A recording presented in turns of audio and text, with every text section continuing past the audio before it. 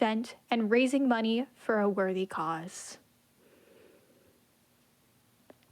And with that, it is time for Shadow of the Colossus Any Percent Normal by RUBIEHART. Hey, how's it going? My name's RUBIEHART, and I am so excited to be playing for you my favorite video game of all time, Shadow of the Colossus. If you have never had the chance to play this game, I am very excited to show it to you. And I also am going to have commentation with Usurpering. Want to introduce yourself?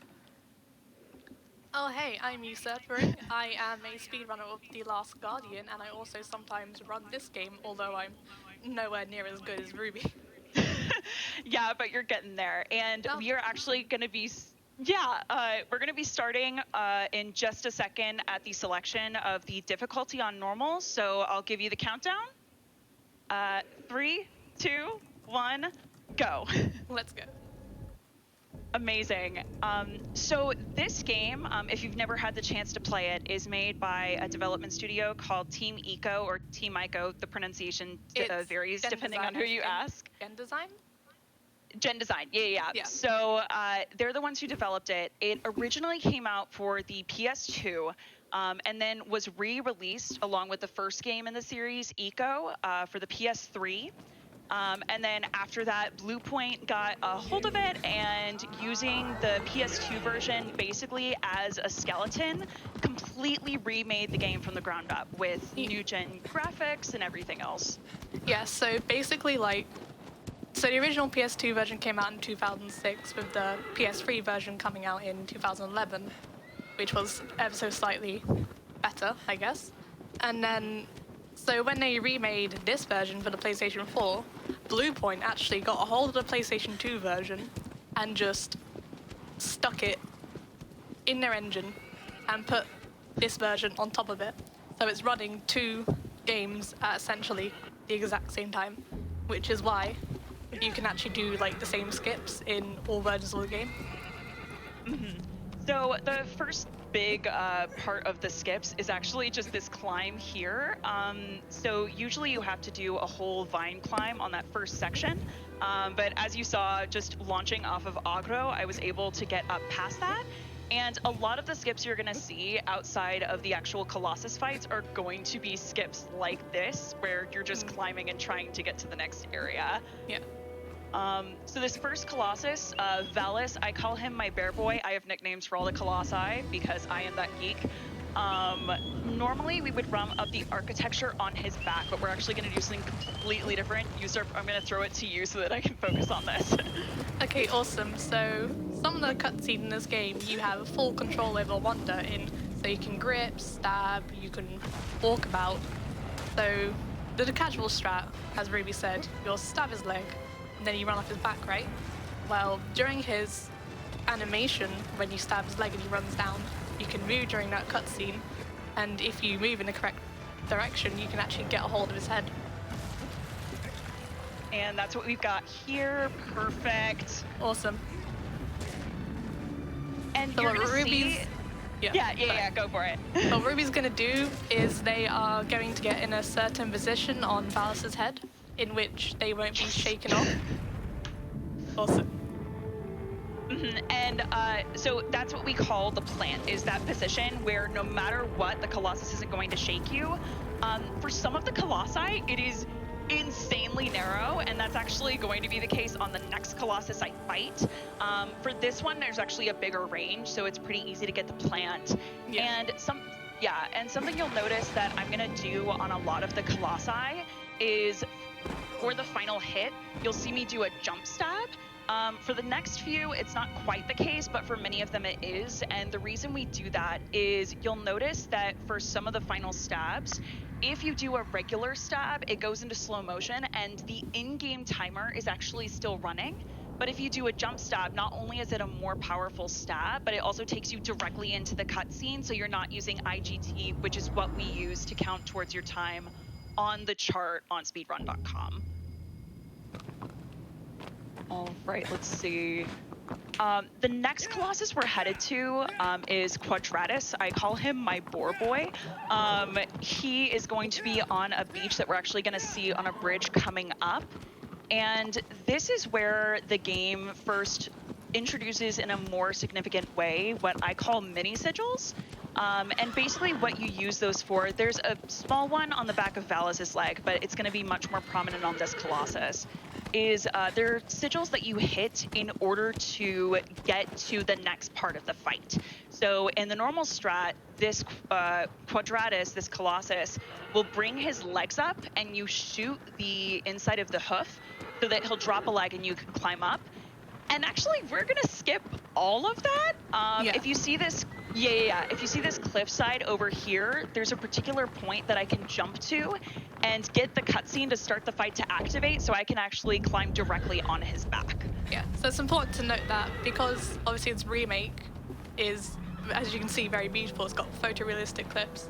The developers actually decided to add extra polygons and geometry for us, which we can actually use to our advantage here. So in the normal versions, there is kind of no cliffs at all. It's just kind of straight down. Whereas in this version, you can actually stand on the cliffs and then activate the cutscene for Quadratus that way. And then just fall right down. All right, let's see if oh no, I think I'm too far forward. Yep. So this is one of those plants that's much harder to hit. Unfortunately, I was just off placement for it, but I'm gonna see. Probably still not gonna get it, but you know what? Let's just, haha, there we go. Okay, so that awesome. Third time I was able to get it.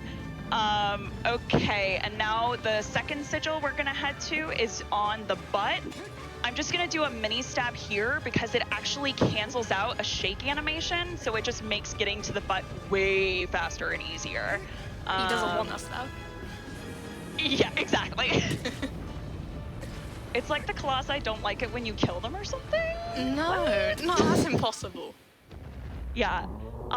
And one of the really cool things about this game is, and it's one of the reasons I fell in love with it, is not only the fact that the music is absolutely gorgeous, it's an all original soundtrack, and the graphics are beautiful, as Usurp and I have mentioned, but all of the storytelling in the game is implicit. Unlike a lot of other games where you have to fight through a bunch of grunts and eventually get to the story, there are a few cutscenes that have story pieces, and all of the rest is just the 16 colossi, some salamanders and birds that you run into, and your imagination. They built it specifically to leave a lot of things open to interpretation, and that's part of the fun, is comparing theories with people to figure out what you think matches with other people's theories and trying to come up with a bigger lore for the world. So, yeah. Yeah. Also, one thing we forgot to mention, that death spaghetti that you see coming off the Colossus every time we kill it. So there's this god. I'm sorry, I've never heard that. There's this god who's like, hey, if you want to bring your girl back, you gotta release my souls from these Colossus.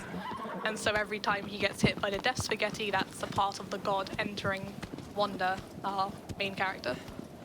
Yeah, and one thing that's really cool about this god, so they're known as the Doormen, and specifically refer to themselves as we. So some kind of collective, and speak with both a male voice actor and female voice actor that are echoed over top of each other. So they sound like the same voice, but they have this duality to them. So one of my theories is that Doorman is a god of duality, light and dark, evil and good, male and female, but yeah, because it's never mentioned in the game that Dorman is evil, nor is Dorman good, because Dorman doesn't actually do anything evil. Yeah, basically they just say, hey, destroy these statues and I can bring the girl you brought with you back to life. They don't say anything more ominous than that. It's more like a I scratch your back, you scratch mine kind of thing. Exactly. And Dorman warns you from the very beginning that there will be very severe consequences for your actions, so it's not like you didn't know what you were signing up for in the get-go. Yeah, Dorman like literally warns you. It's like, yo, the price is heavy, man. Do you really want to do this? Okay, if you want. And now would be a great place to read a donation if you want to, Flygon. Absolutely. We have plenty coming in. Thanks so much. We have $50 from Mason C that says, hey, Ruby, here's where your birthday lunch money went.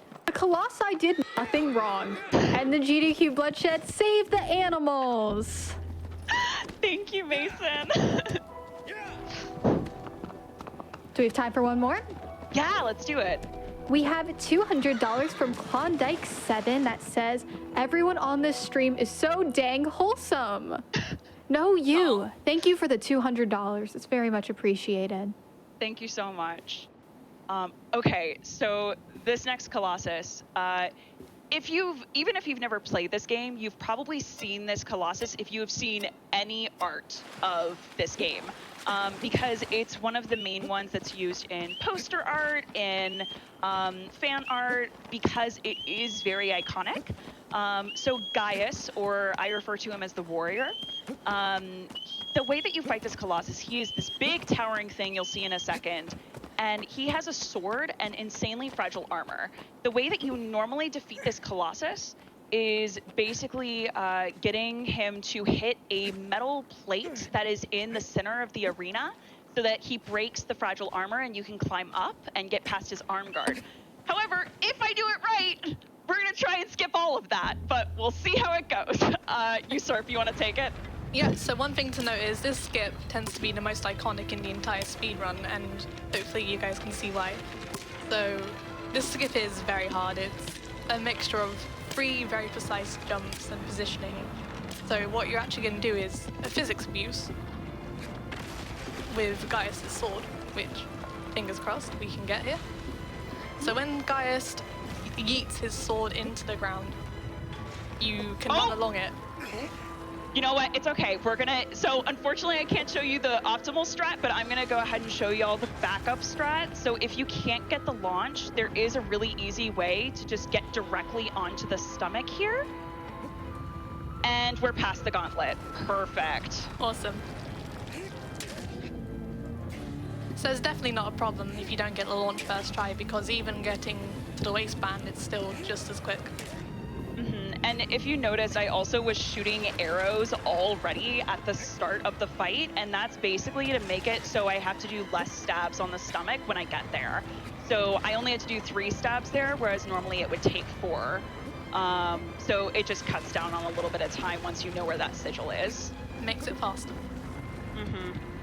And like Usurp was saying a minute ago, the optimal strat is basically getting yourself to fling all the way to the head from the sword, but there are so many ways around that, even if it goes wrong.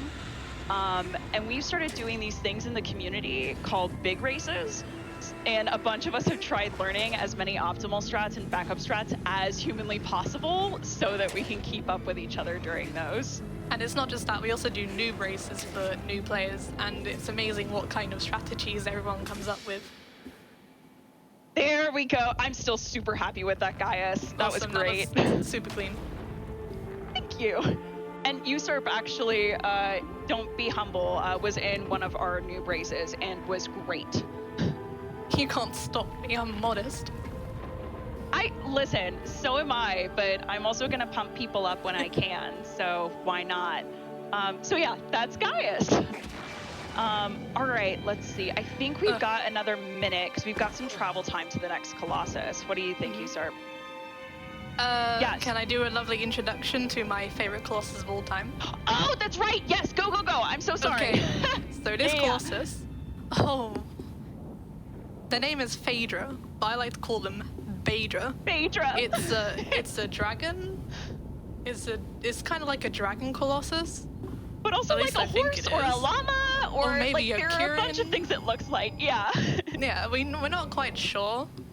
But anyway, it's such a beautifully designed Colossus. Like the area where you fight it is just so beautiful. It's like a nice little tranquil alcove, and I just love it so much. And the way that you normally beat this Colossus, so you'll see it once we actually get to the arena. There are what I typically refer to as tunnels or bunkers that go through this gorgeous little grove.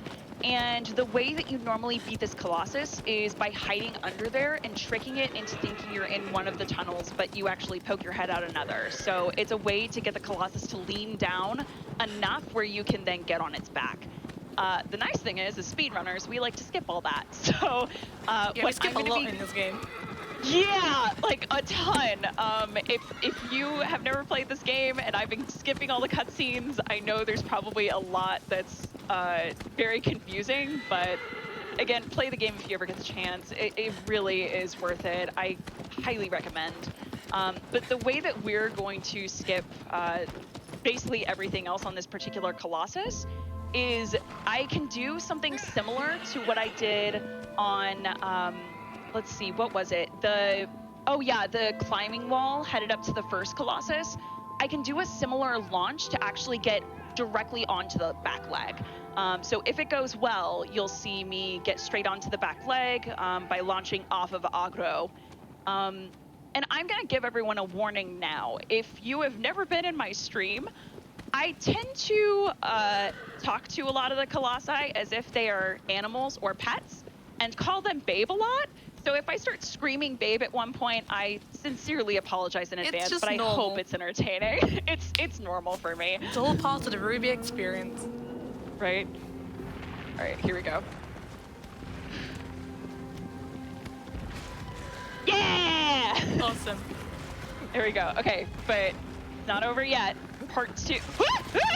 Oh no! Uh-oh. Uh-oh. Okay. Recovery. Come on. Yeah. Luckily that you can just jump back up onto the leg. Yeah, we just gotta get that timing here. So we're gonna let that go. So a lot of the Colossi, like on their body parts, they actually have ledges that you can grab, and as you can see, we use that to our advantage on a lot of them. There we go. Okay, that was a quick recovery. I'm happy with that. This is one that if you miss it, sometimes the recovery takes a second, and sometimes you can get stuck on it for like 15 minutes. Yeah, it's kind of an unforgiving speed run, but that's part of what makes it so fun is the challenge.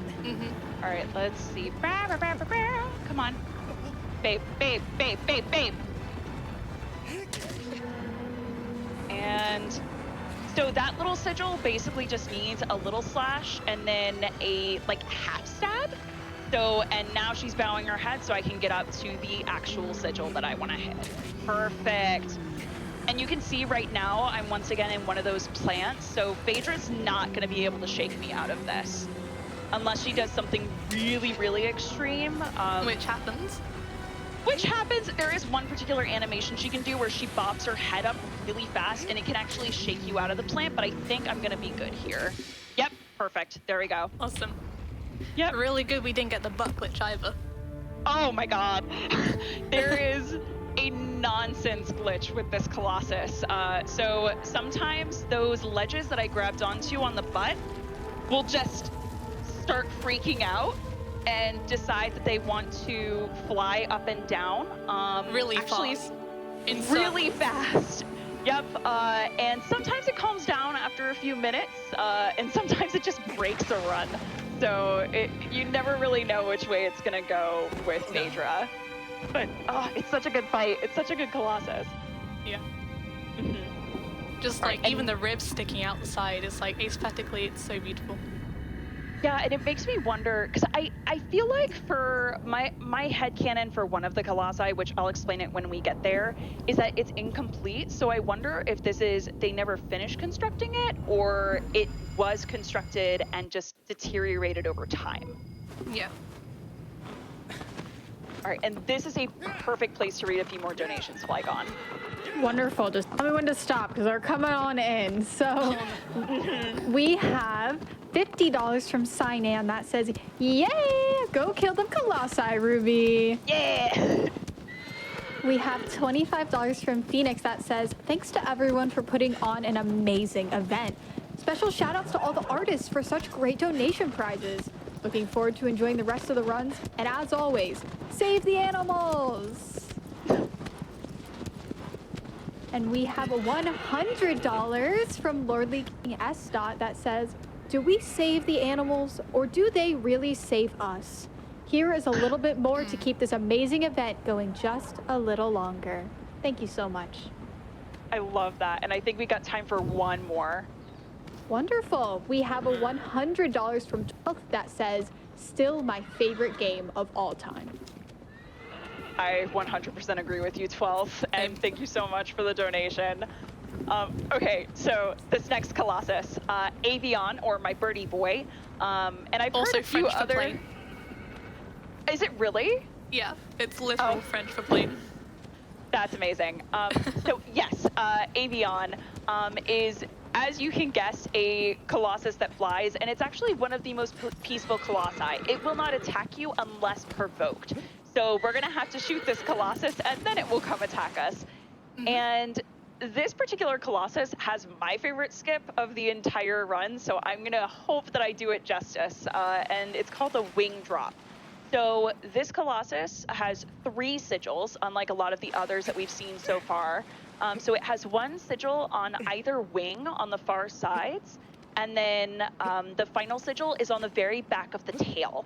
So what I'm gonna try and go for here is hitting the right sigil first, and then as the Colossus shifts her wings vertically, my hope is that I will go from one wing directly to the other. So we'll see how that goes. And one thing to note is with the wing drop, if you do it correctly, you're actually like on a timer with your stamina. So casually you're meant to like take a rest on Avion's back and recover your stamina, whereas with wing drop, you literally fall and then have to grip the other wing and start stabbing again without, you know, losing your grip and falling off. So that's like important to note. You gotta be like very resourceful. Yeah. And if you're looking for where that grip is, so if you see that yellow meter in the lower right-hand corner, that is not only my breath. What is breath? I don't know what that word is. My breath. I'm doing great with words today. Words are hard. So that's not only your breath meter, but it's also your stamina. And Usurp, I'm going to throw it to you and focus on this fight. Okay, so we need to provoke Avion by shooting them with an arrow. So they're just gonna shoot, and then Avion's gonna come for us. Oh, we got the upwing. Perfect. Awesome. So Avion has like a bit of RNG to it. It can go one way or the other, and that affects how you do the wing drop. Yeah, there Awesome. it is. Okay. Oh, I was so close to losing that there. Amazing, amazing, amazing. Perfect. Okay. Heck yes. Awesome. So Avion's been mashed into a box of chicken nuggets. And one cool thing about this Colossus is I actually don't have to be right on top of the tail sigil. The hitbox goes pretty far forward, so that lets me then do that series of jump stabs. I typically like to do a first jump stab on the sigil, run forward a little to get that just regular stab in, and then take it down with a final jump stab. So, oh, that was such a good Avion. I'm so happy. And one other thing with sigils is their hitboxes are coded differently for each one, which can be an advantage, like with Avion, and a disadvantage, like with some others we're gonna see, maybe. And for a lot of the Colossi that are water-based, you usually can just stick where you are in the water and wait for the tendrils or the, what was it, the shadow spaghetti that you called it? Death spaghetti. Death spaghetti, I'm sorry, my mistake. But yes, the death spaghetti, you can wait for that to come get you, but because Avion lands so far away from you, it's actually an additional little speedrun strat just to make sure that you swim towards the tendrils and let your death come a little closer, a little faster. All right, let's see.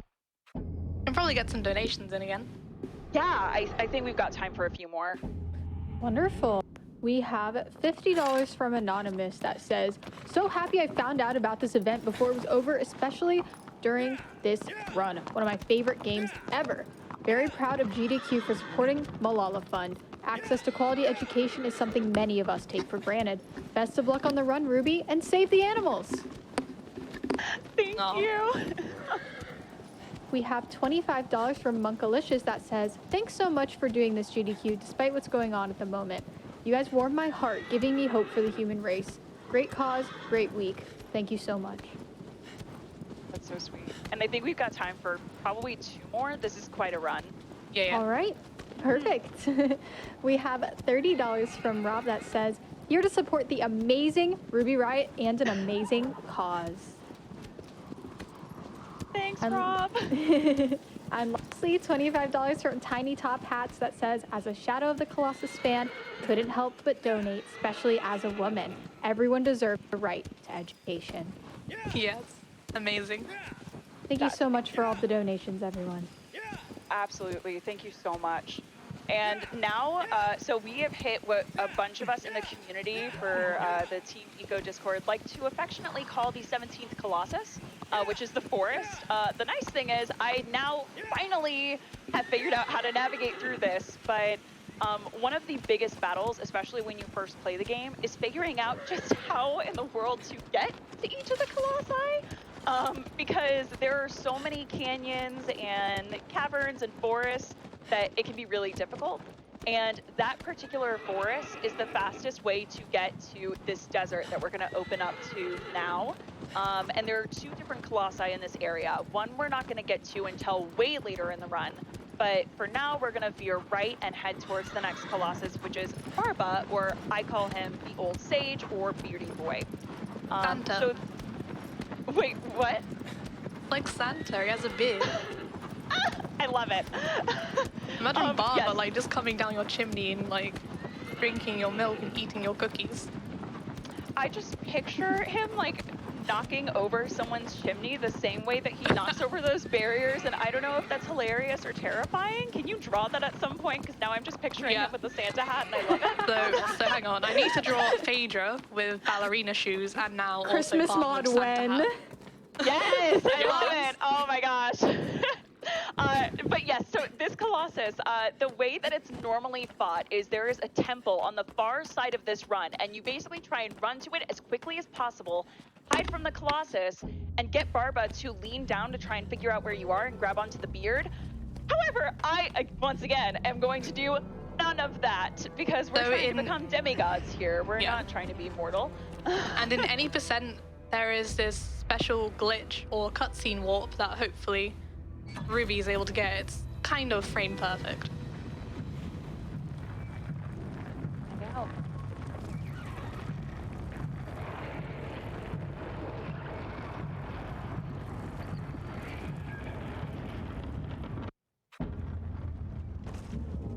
Oh no! I was just early. That's okay.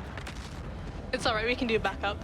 So what that cutscene warp is meant to do is you're meant to be transported directly onto Barba's beard or head. And because obviously the trick is so precise, we don't quite get it all the time. But we can just do the backup strat. Yep. Come on. Come on. Oh, babe. Come on. Thank you. So this is actually the strat that was used as the most optimal strat for a really long time before people figured out the cutscene glitch. And basically all I'm gonna do is use his arm as the way to get onto him. And there it is. Perfect. Awesome. Okay. Amazing. And I'm gonna get that plan. I only have to do 2.5 stabs on each of the sigils here. So that's another nice little time save once you know how long to stab them, and now I can head straight to the one on his back. His back is, he shakes a lot when he wants to be mean. Yeah, I'm not a fan. Can we just not with, yeah, there we go. No shakes. Love that. And one thing I want to point out quickly as well, so when Ruby was doing the backup, which is basically the IL strat, you could see they were running in a very specific position and distance from the Colossus. So what they were doing was they were trying to manipulate the AI to do a certain action to then get back on and do the IL strat, which is pretty pog. Yeah, and there are a few Colossi that actually have that same kind of animation pattern. So Barba, and then I know the 15th Colossus Argus, if you stand a certain distance in front of one of their legs, it will cause them to then get into an animation where they go to stomp it. So there are a few times where you may see me do that, just standing a particular distance away from a leg, trying to get that animation to cycle. Thank you for explaining that so well while I was just screaming at Barba. You're too kind, honestly. We should have some time for more donations now. Yeah, let's do it. All right, before we get into those donations, I have a question for the two of you. Are you all team save the animals or team kill the animals for Super Metroid? Where do y'all stand? Kill. Oh my gosh. Oh goodness, I don't know. Kill. Okay, so okay. No, here's my legitimate question. I don't know what I'm getting myself into here, and I am the person who likes to read the terms and conditions. Can you explain what those two perspectives mean? Sure. So in Super Metroid, at the end of the run, Freya's is going to either lose time and save the animals, so have to go out of their way to find the animals and save them, or kill the animals and go faster. So save the frames or save the animals? The question. With speedrunners, we save frames. No, okay, hang on here. Hang on. So, I don't know if I mentioned this before. I talk too much. I am a theater kid. And a gamer. So of course that's what I do. And I play tabletop games. So on one hand, as a speedrunner, I feel like I should say kill the animals. But me as a person, I love animals so much, and it hurts me to see animals get hurt at all. They're only to the point pixels. where listen. They may The age-old be debate. pixels. Listen, just because this is a video game does not change the fact that I still, every time Agro dies, have to give a little... Oh, I'm sorry, that's spoilers, but actually the horse doesn't die, I swear, it's just a fake out. Every time you think the horse dies, wow, I am doing so poorly with this. Every time that I think the horse dies, I always get a little tear in my eye, and I have had times where something happens to animals in games and I start bawling. It doesn't matter if they are pixels. They still mean the world to me. So, especially in pandemic, like being deprived of animals. Yeah, I think I'm gonna have to go team save the animals here. All right. Yeah. We're divided. Well, then you're gonna get along with Keiko really well because they put in $25 that says save the animals, always save the animals. Aw. Amazing. I'm sorry to disagree with you on this one, Usurp, but no worries. my heart has grown soft in this pandemic time. Anyway, Hydrus. So Hydrus, Eel's bad man. Yeah, so the next Colossus is, okay, there are 2 or 3 Colossi that are the bane of my existence. This is one of them. Agreed. Yeah, that is one of my arch nemesis. So It's one of the Hydrus, hardest skips in the game, just so you yeah. know. So Sparky Boy or Ely Boy is what I call him. If you are afraid of insanely deep water and monsters coming out of that water, this may not be the fight you want to watch because that's exactly what it is. So for this Colossus fight, the way that you typically do it is drawing the attention of the Colossus, getting on the back. Taking out the nodes on its back so it doesn't shock you, and then taking out the sigil on the head. It usually takes 2 cycles, and what I mean by that is you have to go through all of the animations twice, essentially. What I'm gonna do is a series of 1, 2, 3, 4, 5, 6, 7, 8, 9, 10, a little. I'm gonna go through a series of jump stabs, and if it animates correctly, it's going to get Hydrus to pop her head to the side, and I should be able to get on. So we're gonna hope it works out. So we basically trick the model of Hydrus to pop itself out the water. And even if it... Oh no. That's okay. You know what? So the nice thing about this is he didn't do a full glitch out, so I should still be able to get on and use the regular strat here. Yeah. If she shows mercy. If she shows mercy. Hydrus, please. No! No, baby, come back! Don't leave us. Babe. Babe. Baby, come back. You can put it on. Thank you. When you see the eyes go orange like that, it means that I have ticked off the Colossus enough that she's going to come back and attack me. So I'm just going to go for the regular strat at this point. Yeah. You can still one cycle with the normal strat by just going past the death electric spike. Yep. So what I'm gonna do for that basically is one really cool thing about this Colossus actually is as long as you are using classic controls, you can roll underwater. So I'm not gonna do it while she's vertical, but once she levels out, then I'm just gonna keep rolling underwater so I can keep moving. And even if you can't see Wander, you can kind of tell where I am on the Colossus because the camera is gonna follow. And for now, I'm gonna try and get past these as quickly as I can. Yeah. So So the that reason I why take we as little damage as possible. Yeah, the reason why we don't stab the back spikes is because when you do stab one, Hydra's timer starts ticking. And what I mean by timer is after a certain amount of time after stabbing the spikes, Hydras will go back into the water, and we do not want that because then we have to swim around and get Hydras to spot us again, and kind of like, it wastes time. Yeah, it's very annoying. We don't want to do that. We want to get the one cycle or as close to it as possible. And now when she pops her head out of the water, I'm basically just going to be getting as full of stabs as possible before her head goes back under the water. So we'll see how this goes. Bam, and it should be one more stab and I'll be good to go. Yep.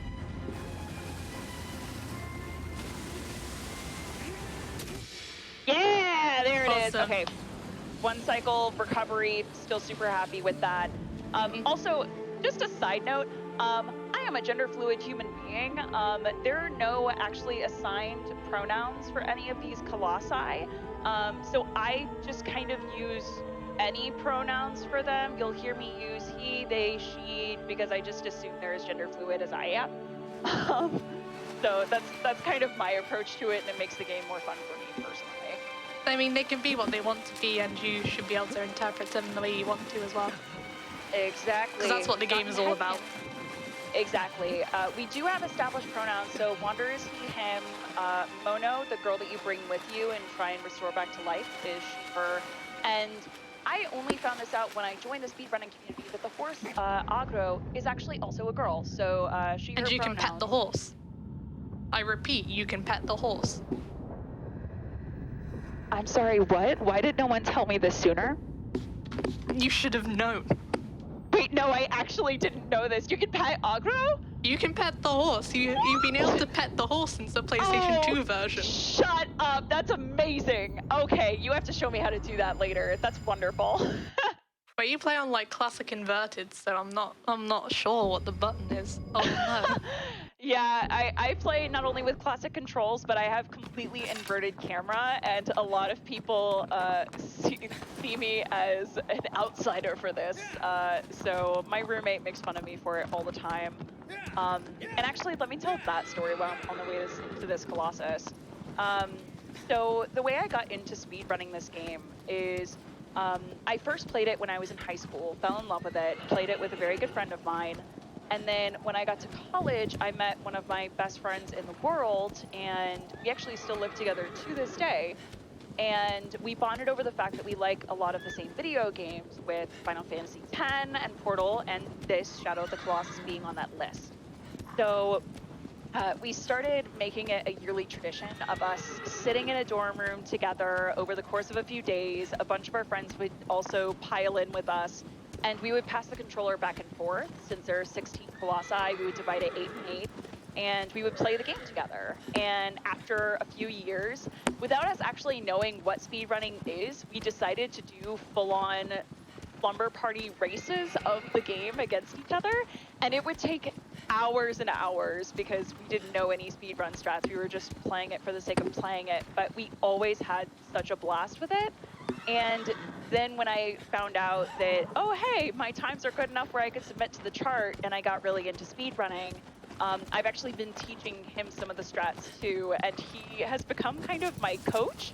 So when I need to practice a Colossus, if I do it poorly, his response will be, hey, do it again. And the way that we would train is he would roll 2d8. There are 16 colossi to determine which colossus I would need to fight next, and then a d6 for how many times I had to fight it and do it successfully. So it's really great even now being able to share that game with one of my best friends in the world. So hey Ian, you're great. Shout out to him. All right, let's see. I'm doing Ruby routing here. So this is actually the way I'm getting to this Colossus. The particular route I'm taking in the water is actually something new I discovered relatively recently. And it's way faster than the way that a lot of us had been traveling to this Colossus. So I'm proud of it. And Yeah, because usually you go across like the grass and that's a little bit slower. Yeah, and there are some sections of the forest or grass where the game will make aggro slow down, so you can't actually run at your optimal speed. But if you get in the water and then do that buck back, which is the fastest way to get aggro to run, which is why you've probably seen me do it a ton, then you can get her to just go straight through the water. Don't have to worry about any of that. Okay, and we're about to hit Kuro, Kuromori, Salamander Boy, and Usurp. I'm going to let you take it since this is a fast fight. Yeah, so Kuro is one of the easiest Colossi in the game, for speedrunners at least. And when Ruby gets into the fight, they are going to whistle straight away, because the Colossi, they can track you via sound. So whistling, they will come to the point where you whistled at, and Kuro will be looking for them. And then by going down a level and shooting Kuro's peak, we'll be able to topple the Colossus and hopefully stabby. And this is another Colossus where I should only need to do about 2.5, maybe a little over stabs here. I got a nice cycle stab there. Yep, that first sigil is down. Perfect. You can tell a sigil's about to go out by if you see it glow a little bit before it goes out. So let's see. There we go. Perfect. Awesome. Oh, that was super smooth. Also, yeah. Fun fact, apparently, I don't know how true this is, citation needed, but Kuromori was almost not added to the game because Fumito Ueda, the director of this game, doesn't like geckos. Apparently. Yeah, I read about this earlier and that blows my mind, but also I don't blame him. Was at the same time, there were almost going to be 2 Kuromori gecko Colossus in the game, but Fumito was like, nah, we're subbing one out. And I will say, they originally had, 24 Colossi planned, and then they cut it way down to 16. That's only due to time constraints, though. Yeah, I would love to see what those designs would have looked like. And there is, I know that there might be some people recreating. Oh, there are some people recreating. Good point. Yeah. So, do you want to talk about that? Yes, I do. So, there is this wonderful, wonderful project done by fans called Beyond the Forbidden Lands. It's, being made by people like Revolver Ocelot, who are literally recreating Shadow Colossus and remaking all the beta colossi that were cut from the game. And hopefully they'll be able to put out a playable demo, and they've got a Discord, and they're actually looking for 3D artists, animators, computer people who can code, anyone who can help the project that they want to bring to life. Yeah, so if you're interested in that at all, if this is your favorite game and you've got those skills and want to help bring it to life, because please, I really want to play the other Colossi, please, then you absolutely should jump over there and get in contact with them. Okay, and I think this would be a good place to read probably 2 or 3 more donations. So, Flygone, you want to take it? Absolutely, let's do this. We have $27 from Azama that says, thank you so much, Ruby, for sharing such passion and your great skills in this game. We all love you so much. Usurpering and you are making the show lovely. The Team Ico Speedruns family are praying the idols for your success. Love to you, G2Q, donators, and viewers. Azuma-sama, I love you. Azuma! Okay, so quick word about Azuma. For our Team Ico races, he does all of the overlays, and he's also an incredible speedrunner. Thank you so much. I appreciate you immensely, and just, yes, all the love to you. Mwah, mwah, mwah. All right, let's do one more donation, and then we're going to be in the next fight. Sounds good. We have $100 from Nigel that says, so excited to donate to Malala Fund. Love this event and the cause. Couldn't not donate. Thank you so much. Amazing. All right, you explain this one because I'm gonna be angry in about 10 seconds. Okay, this is Bassaran. We hate Bassaran. Bassaran is a very, very mean tortoise. No one really likes Bassaran. But anyway, Bassaran's casual strat is the worst in the game. Everything about it is bad. And hopefully, by jumping onto Bassaran's side, ooh. Are we good? Yes, we're Awesome. great. We're great. I got it first try. This Colossus is my arch nemesis, Geyser Boy, or however you want to call him. But it took me so long to get decent with this Colossus. So you'll know, basically, if you ever join the community and people talk about Bassaran, it is one of the hardest strats to actually get down. So if it takes you a while, it is not you.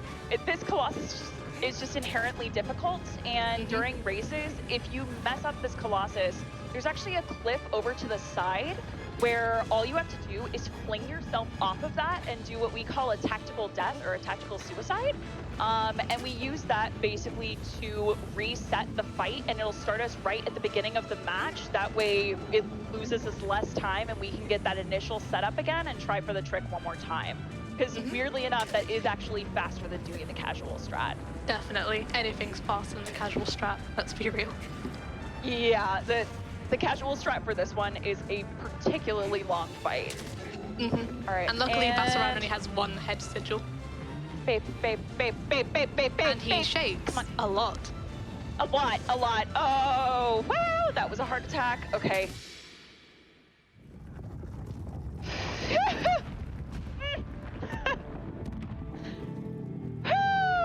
Yeah, sorry, I cannot stress enough how much this fight has caused me pain just over time. So the fact that went that flawlessly, it just brings me so much joy. And the strat I used, because there are two different speedrun strats for this Colossus.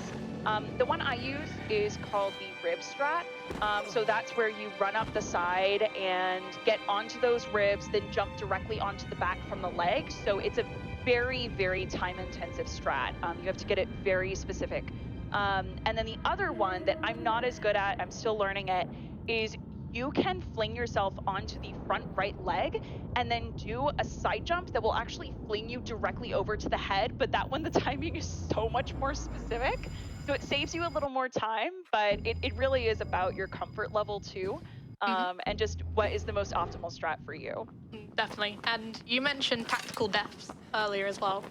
So when you die during a fight, it puts you in quite an optimal position to retry. And it also resets the fight completely, so we actually do use tactical deaths in some fights if we don't get the skips we want. Yeah, that's one of the big ones. There's another one towards the end of the game that I may have to use a tactical death or two, just depending on how merciful the Colossus decides to be. And we've got quite a ride ahead of us to the next Colossus, so Flygon, want to read some more donations? I would love to. Amazing. We have $25 from Rob N that says, "Way to go, Ruby. Welcome to the big leagues. We're all rooting for you and save the animals." Thank you. We have a $100 from Jazzy J 1203 that says, "You're killing it, Ruby. So proud of you. Sending so much love." It was in all caps. I hope that like went through the microphone. Yeah. You could feel the energy. That's a very good friend of mine, and trust me, you did her justice. I'm sure she will be proud. I'm so glad. Yeah. Do you have time for any more? Yeah, it's a long ride, so I think we've got time for two more, probably. Wonderful. Yeah. We have another $100 from the Joe X Man that says, "Thank you so much for this cause, and thank you so much to Ruby, who is not only an amazing speedrunner, but an amazing person as well." Oh my God. I'm so honored to know them and so proud that they are supporting this worthy cause. Love from Joe and Levy. Oh, thank you, Joe. Oh my gosh, thank you so much, Joe. And we have $100 from Teffy42.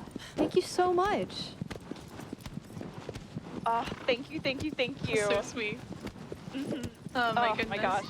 So Joe is another friend of mine, and Levi is his absolutely adorable baby cat. It's is a little kitten who is the cutest. So okay, the next Shout out to Colossus we are. cats around the world. Shout out to cats and dogs and just animals in general because animals are great and I miss them. All right, so the next Colossus we are headed to is Dirge. Dirgy Dirge. Dirgy Dirge. I used to have a different nickname, but there's another runner in the community, Wacky Wolf AO, who also has a channel that she runs with her partner Tic Tac. They are both runners in the community.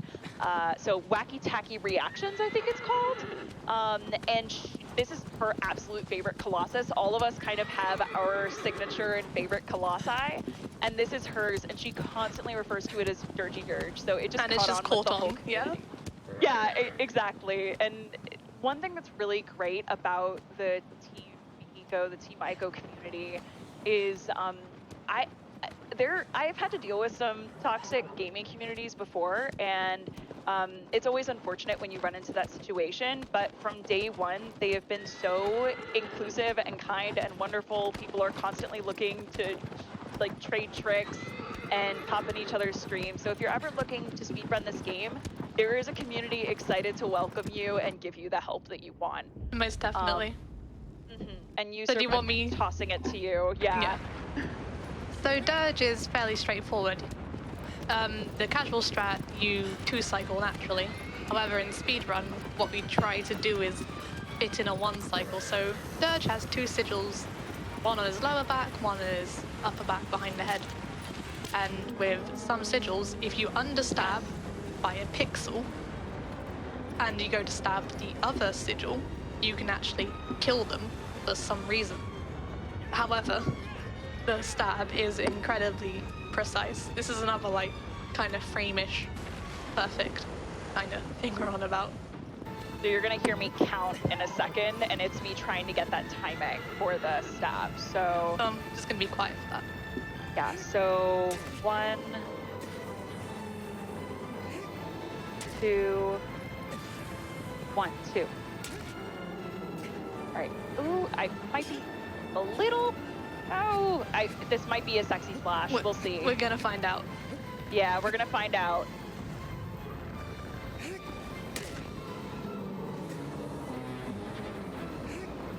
Got a plant there, nice. All right, and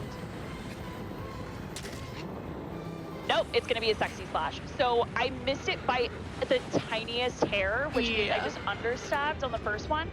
But the nice thing is with this Colossus, if you don't get it all the way, having a little extra bit on that first Colossus versus the second, or versus knocking out the first sigil by mistake, is actually way faster, because instead of having to get all the way up to the second sigil and take it out completely, all I have to do is once I get to this Colossus, I'm just gonna do the tiniest of splashes to knock out the rest of that sigil. And that's what we were referring to a second ago as a sexy flash. So I'm gonna get over to the sigil, and don't blink or you will miss it. So let's see. And, oh, nope. Bam, there you go. And that's a sexy slash. That's, even as a 2-cycle, it's still like a very solid Dirge. Thank you. Yeah, I'm a little sad that I missed the 1 cycle, but also it happens all the time. So the nice thing is this is a Colossus that it's very easy to recover from, and unlike some of the other Colossi where if you don't get the speedrun strat, you lose a ton of time, this you lose maybe 30 seconds. It's not that bad. Yeah. Like in retrospect to the rest of the things that could go wrong in the run. Do you want to know why Dirge is called Dirge? Why is Dirge called Dirge? Because he's the last thing you hear before you get put in the ground. Oh. Wait, really? Oh, wait. That's a joke, and wow. If someone gets the reference, like, wow. put it in chat. Whoa, that was a moment. I apologize profusely. You made a really good joke, and I was so in the zone that I just wasn't processing the joke, and then I got it way too late. Just processing time. Shout out to the Thieves Guild. Right, okay, I had my moment. We can probably get some donation times. Yeah, let's do a few donations. Absolutely. I want to talk a little bit about the Halo Reach Spartan Color Incentive. So there are a variety of colors that you can choose for our finale run of Halo Reach. Currently, Runner's Choice is in the lead, but if you want to see Rose, Orchid, Cyan, Sage, Coral, and others, check out that bid war if you want to make the Spartan the color of your choice. And we do have plenty of donations coming in. We have $50 from Adinathos that says, I am glad to help with such a great cause. Thanks to all the runners and organizers. We have $10 from Seth that says, smiley face. Can we get some smiley faces in chat? And we have $5 from Rattooth that says, pet that horse. Once I learn how, I would be You happy press, to. you press circle, I think. You need to like have your weapon unequipped and go up to aggro and just press circle. I think that's how you do it. Okay, cool. So, I don't know if there's any moment that I will have time to pet horse. We'll do it before the send-off, let's say. Yeah, let's do that. That's a good idea. All right, and this next Colossus that we are coming up on is one of my favorites, Celosia. So a lot of the Colossi that you've seen up to this point are much bigger Colossi. However, this is going to be one of our two small boys. So Celosia, I call my little lion boy.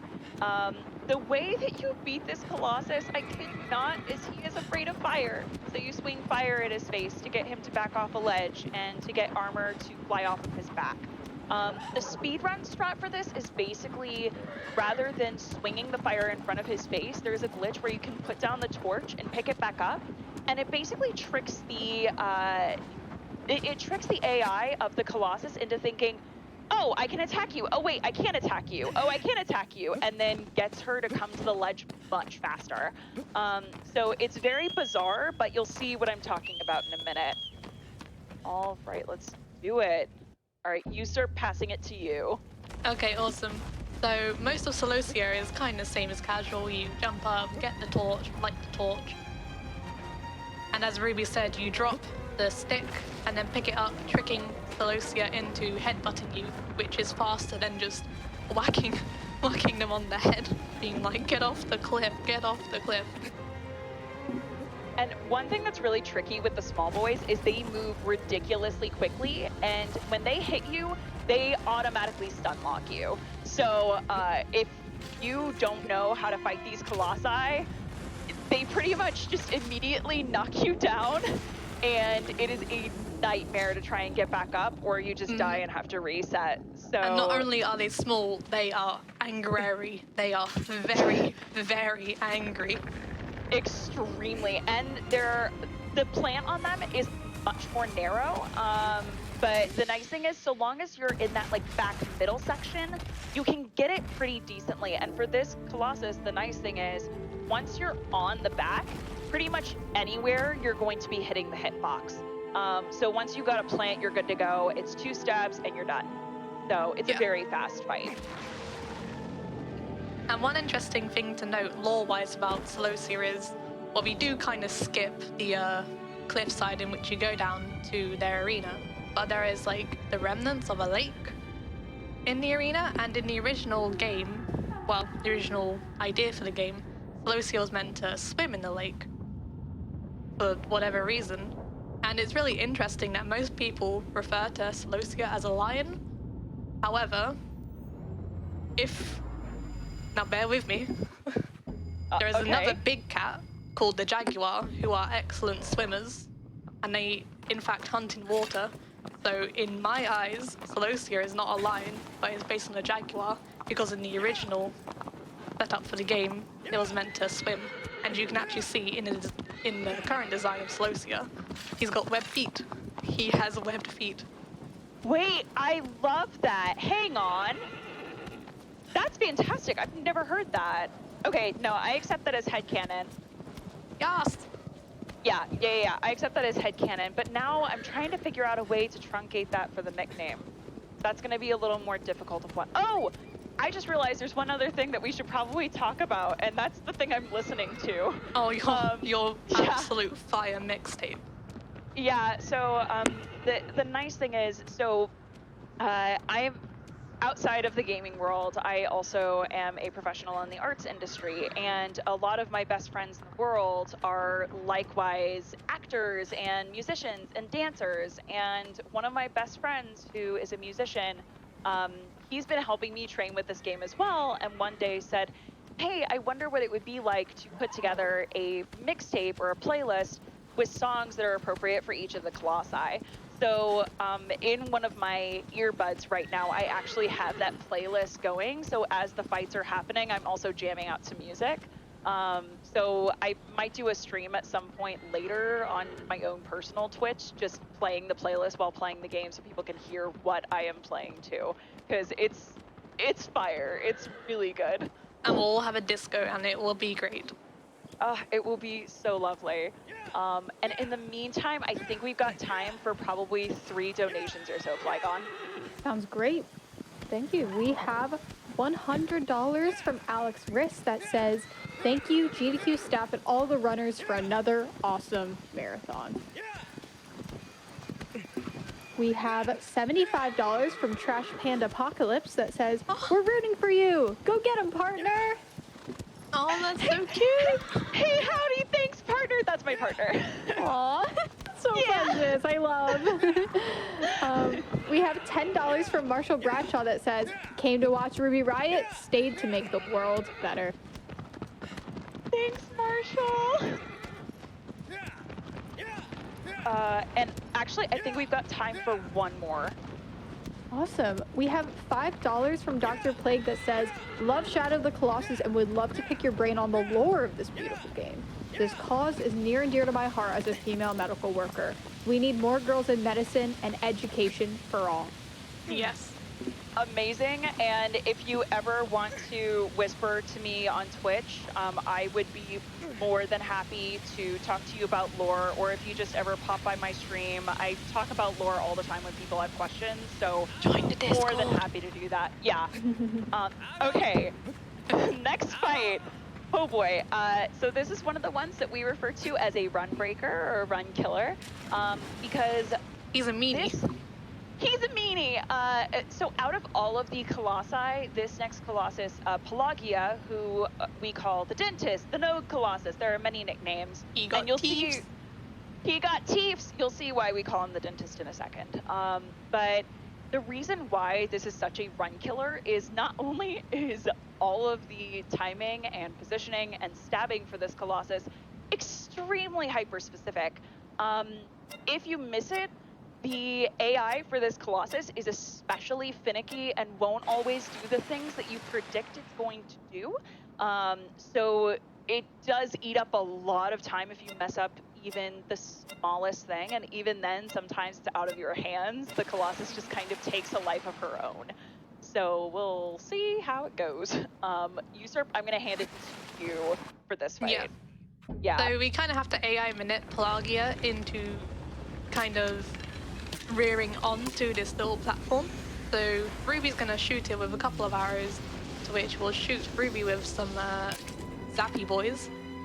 And then hopefully Ruby can jump directly onto the head during Pelagia's turn animation. And you see the teeth at the top of the head? That's like how you kind of steer Pelagia. So Pelagia is the Uber of the Shadow of the Colossus world. He takes you places. Not always where you want to go, but he do be taking you places. We sure do try. So you kind of need to, as you can see, like steer him to the other platforms. And then again, get him to rear up. And his sigil is on his belly. And he's only got one sigil. Now, usually his fight in normal takes 2 cycles. However, by using precision stabs, like you saw with Dirge, we can maybe sneak in a 1 cycle. Again, when I say precise, I mean very precise. 90, 95.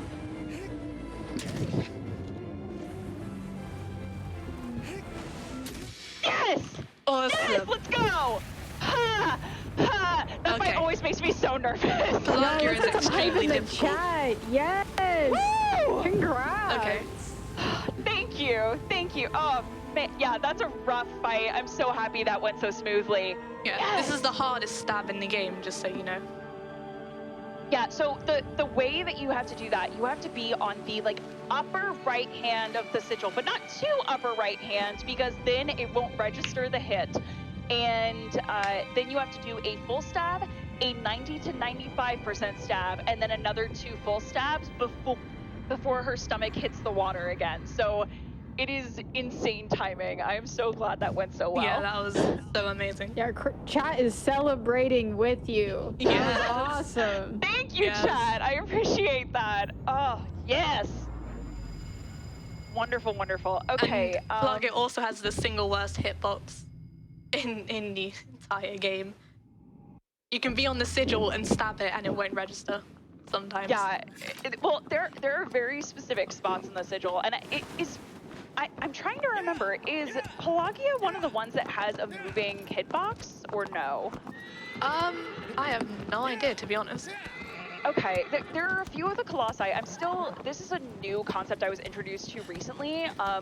There are some of the Colossi where underneath the animation, as they move, sometimes their hitbox will actually move with them. So even though the sigil is in a single place, the places that the hit actually registers will sometimes shift and change. So you could get a stab in a specific place at one point, but if the Colossus moves to a different area, it may not register the second time, which I think that's the case with Pelagia, but I'm not 100% on that. I still need to do more research on it.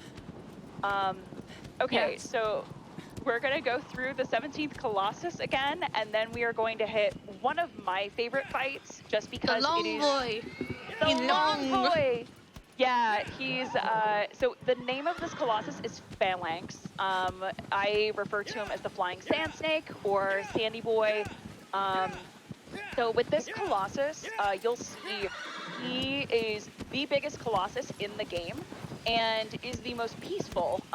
Even when you aggravate the Colossus, it never attacks you. Not once. Not with fireballs, not with its wings, nothing. He just keeps vibing. Yeah, he's just vibing in his desert. You're the one who's invading his territory, really. I bet he's listening to a sick-ass mixtape. Oh, I hope so. So that's what I'm doing anyway. But yeah, so for this fight, the way that you normally do it actually is pretty close to what I'm going to be doing. There are these air sacs on Phalanx's stomach, and I'm going to basically shoot those out the moment I get into the fight. That's going to cause Phalanx to lower so I can jump onto one of the wings. And the only thing that's very specific about this is the amount that I stab each of the sigils, and I'm going to let Usurp describe that while I do this fight. Yeah, so it's another Colossus with precision stabs. However, these particular stabs, they are the most lenient in the game compared to Pelagia, which we just fought with the hardest. So the stab is, you do a full stab and then a 1.9 stab. And I missed the first one. Oh, that's so unfortunate. It's alright. It's all right. The nice thing is this one's a pretty easy recovery. I just need to get up there. Mm-hmm. And just like Hydrus, when we mentioned the timer, if you full stab one of the sigils and make it disappear, the timer will start for Phalanx to dive back into the ground. So by doing a 2.9 stab essentially, or 1.9 stab, oh boy, I can't even count anymore. You know what? Numbers are hard. I understand. Math is hard. Oh. Is she gonna do the cool thing? Oh, I actually. Hey, Agro! You did not ask to be in this fight, but you're here with me now. Oh my goodness. Oh my gosh. Well, Wait, that's so funny. Oh I my goodness. have never gotten that glitch before. Oh, that is That's hilarious. Incredible. That's, I love it. Hello? But also, You okay, pay bro? respects for Agro. I am so sorry. Babe, I did not mean to bring you into this fight, but you're here with me now. We're just gonna accept this. Aha, horse go. Brr. right, let's see. She really needs to be pet after this. Oh my goodness. Yeah, goodness gracious. You okay, hun? DM me. Oh boy, howdy. Okay. I hope she forgives me after this. I know it's a game and it's not a real horse. It doesn't change the fact that it's upsetting. I hope she's okay, like, after the fight. Oh god, imagine if she just didn't show up after this. Oh no. Floating Oh, aggro God. glitch. That would be the nightmare. I'm gonna hope that. So I don't see her in Phalanx anymore.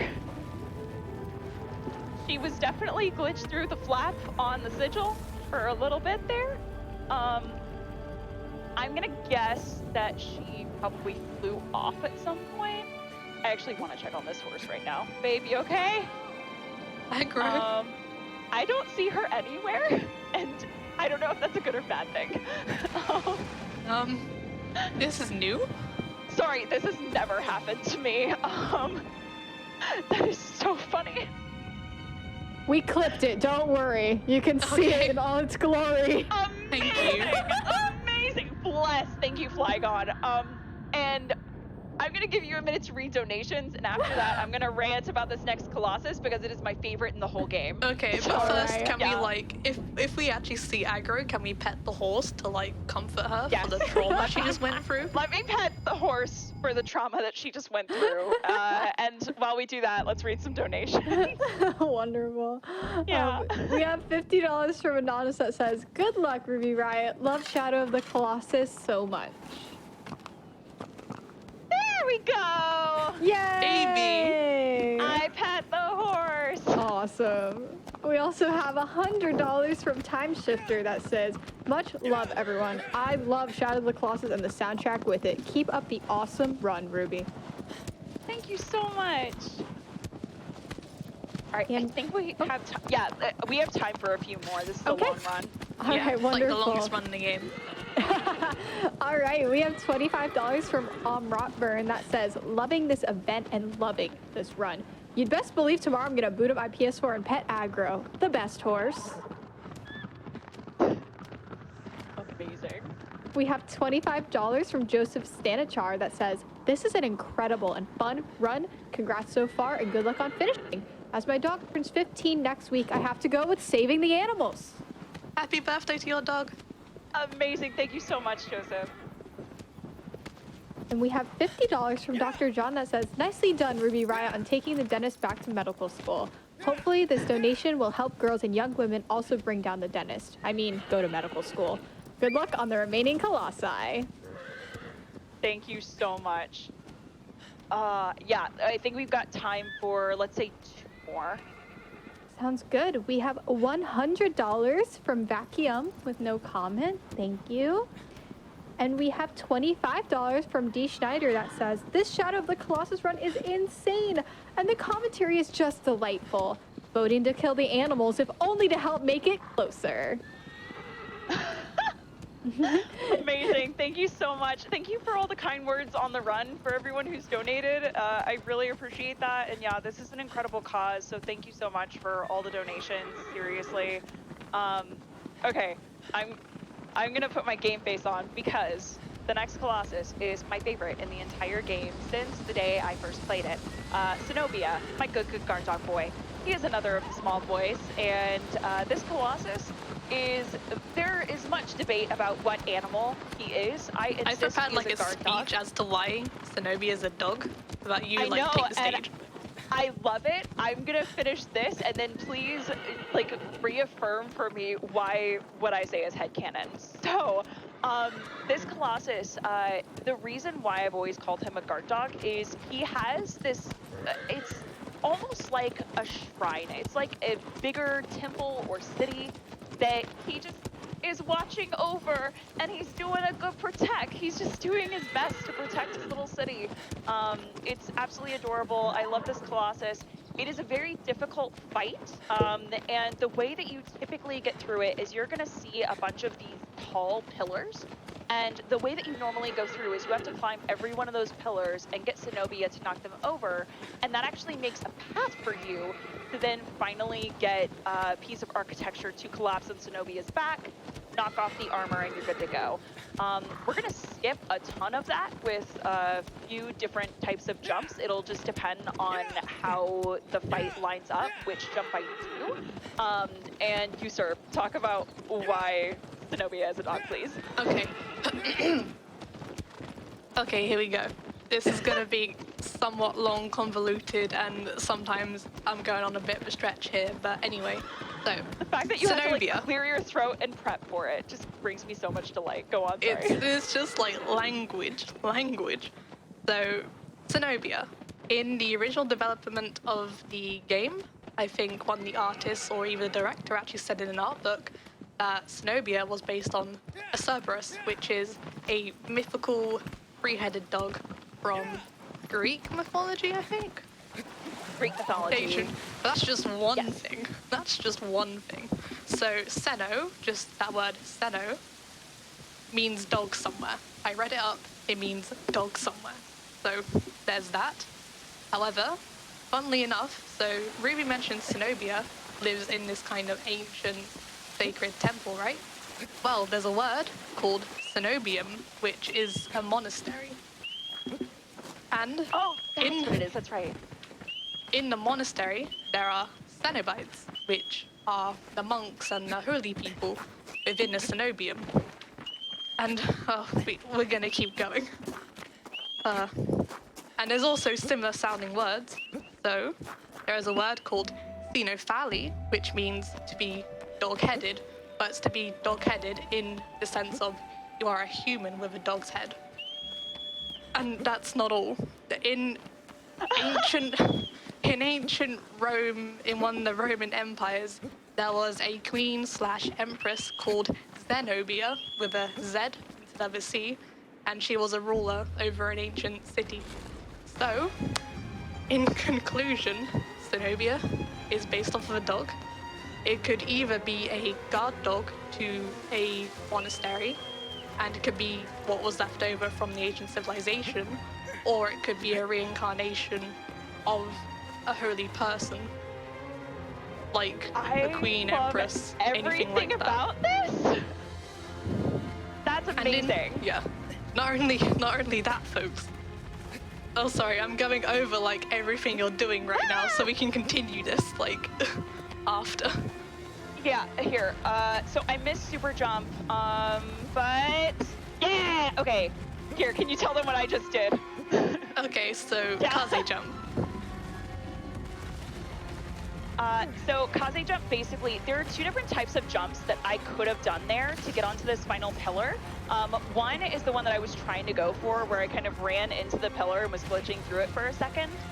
If you spam the triangle button fast enough, in a very specific part of the fight, then you can actually get yourself to launch directly upwards. I did miss that timing, but I was able to get the other jump, which was the optimal strat for quite a while, called the Kaze jump. And you basically use Wander's magnetism. If you've noticed that when Wander's close to something and you hit the grab button, he will kind of automatically grab onto the closest thing.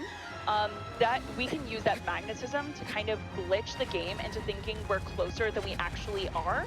And that's how the Kaze jump came to be. And this jump that I did here is called the wacky jump. It basically saves us a little time with the actual travel. So instead of having to go all the way over there and using that set of ladder steps, we can instead just jump straight over from that cliffside, get that last arrow in, and now Zenobia's armor is going to break off and I can jump stab directly onto the back. So with the Kaze jump, this actually is a pretty optimal fight, so I'm super happy with how this is going. Yeah. Except, no, I'm on the ground! Oh, no! Oh, no. Well, you know what? This is a pretty easy recovery. Yeah. Usually. Let's see. So if I get up here, then I just need to make her angry. And I can get... Ah, no! Give me your face, please. Come here. Babe. Babe. Babe. Babe. Come on. Ah! Okay. Cool, we're good. That scared Oh my me for a goodness. minute. Yeah, so, come on. Give me the plant. Give me the plant. Give me the plant. Thank you. All right, we're good. Yeah, like I said, for the smaller boys, sometimes it takes a minute to get them to plant, but it looks like we're now good to go, so we're just going to be able to take this all the way home. Yeah. Very, very smooth.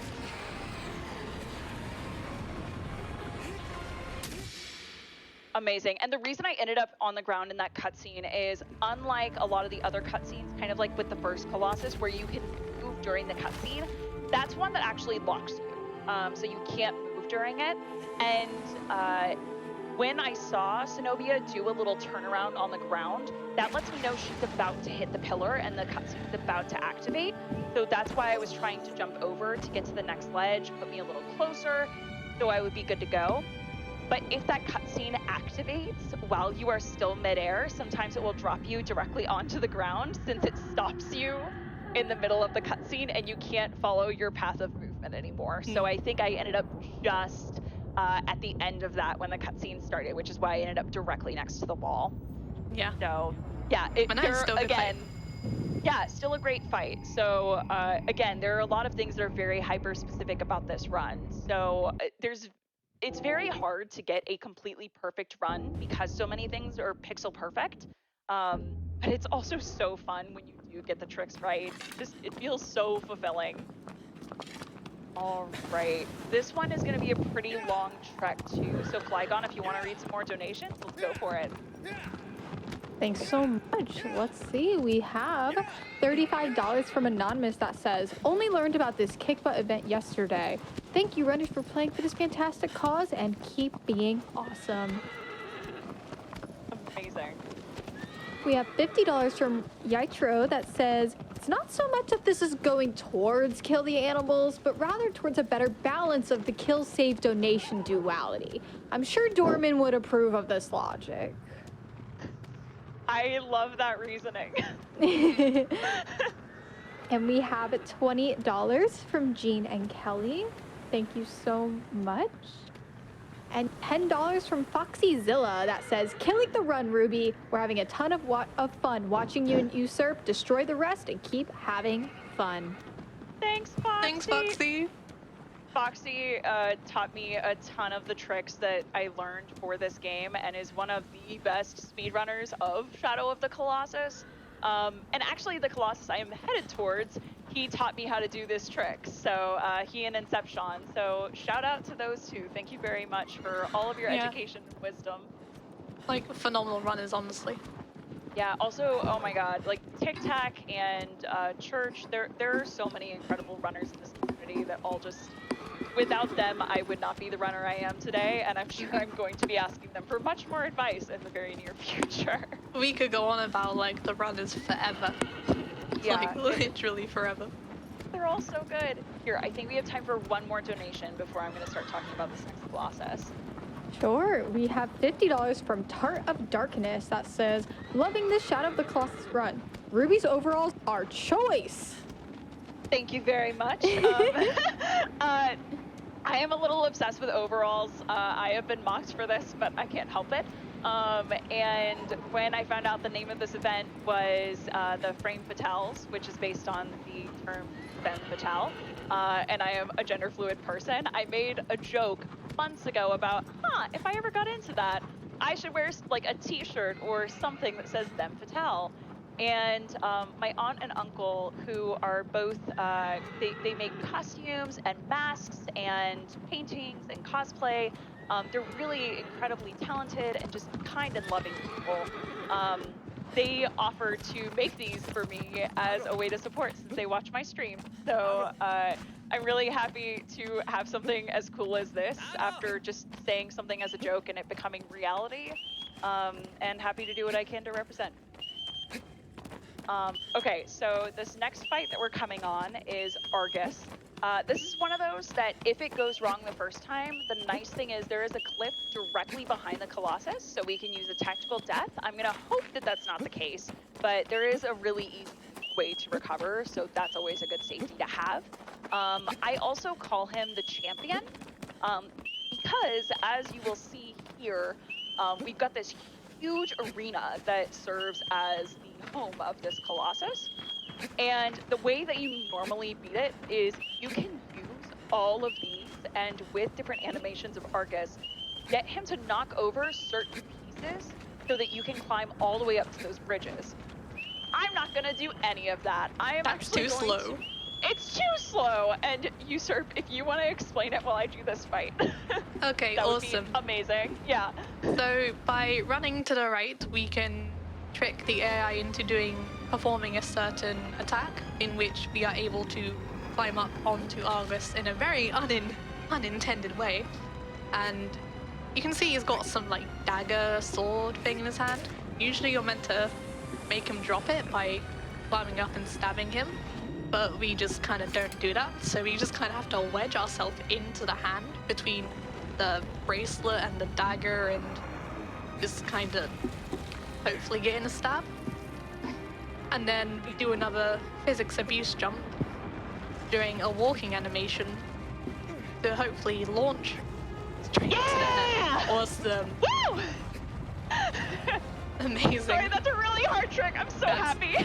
That's Nice so job. like cathartic. Oh.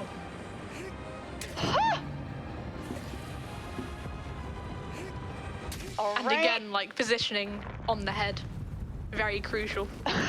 So you won't get shaken off. I legitimately think that was one of my best Argus in speedrun of any percent. Amazing. Oh, that's awesome. Yeah, and one of the cool things is that magnetism I mentioned on the last Colossus is actually what you use to get onto the fur. If you try and jump directly onto the fur while he's holding that sword that you sort of mentioned, like that club, it won't work. But if you act like you're about to jump past the hand and then hit the grab button right at that moment, it then basically magnetizes you and puts you directly onto the fur. So it is very specific timing, and when you get it, just chef's kiss, so fulfilling. So it's one of my favorite tricks to do when it goes right. And it can go wrong very easily. Yeah, it absolutely can. Let's see. Okay, we are headed officially towards the final Colossus. So it is coming towards the end of the run.